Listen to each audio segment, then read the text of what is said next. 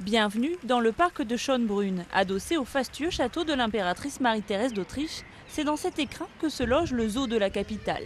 Construit en 1752, c'est le parc animalier le plus vieux du monde. À l'époque, l'empereur y collectionnait des animaux exotiques ramenés de ses périples, devenant ainsi les témoins de la puissance de l'Empire. Maintenant, bien sûr, ce n'est plus comme cela, évidemment. Nous essayons de faire plus que de simplement montrer une espèce ou montrer un animal. On essaie d'éduquer les gens, et ce qui est le plus important, c'est que les gens soient émus. Émouvoir grâce à la présence de plus de 600 espèces différentes. Il y a les incontournables, girafes, éléphants, tigres ou encore hippopotames, mais aussi les préférés des enfants, comme les singes et les manchots. Pourtant, les vrais stars du zoo, ce sont eux, les pandas géants. Yang Yang et Longhui est le premier couple en captivité à avoir donné naissance en 2007 à un petit panda, après s'être accouplé de manière naturelle.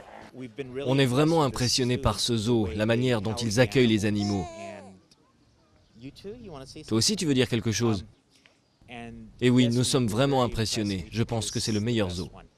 Grâce à de nombreuses naissances d'espèces en danger, le zoo de Schönbrunn a été élu en 2009 meilleur zoo européen. Un pari qui était loin d'être gagné pour ce parc qui a dû moderniser ses enclos tout en respectant le patrimoine historique. Pas question par exemple de démolir l'ancienne cage aux fauves. Aujourd'hui, c'est le public qui y rentre pour observer les tigres évoluer tout autour. On essaie d'héberger les animaux de la meilleure manière possible, en leur donnant tous les moyens pour qu'ils puissent garder leur comportement naturel le plus possible. Et aussi pour qu'ils soient capables de se retirer et pas forcément d'être exposés au public tout le temps. Une formule qui fonctionne. Chaque année, le zoo accueille près de 2,5 millions de visiteurs. J'adore ce zoo, c'est très intéressant de voir ce qu'il s'y passe. Quand je suis venu la première fois, c'était il y a bientôt 40 ans. C'était un zoo très petit avec peu de place pour les animaux. Et maintenant, ils ont vraiment des enclos très larges pour se déplacer.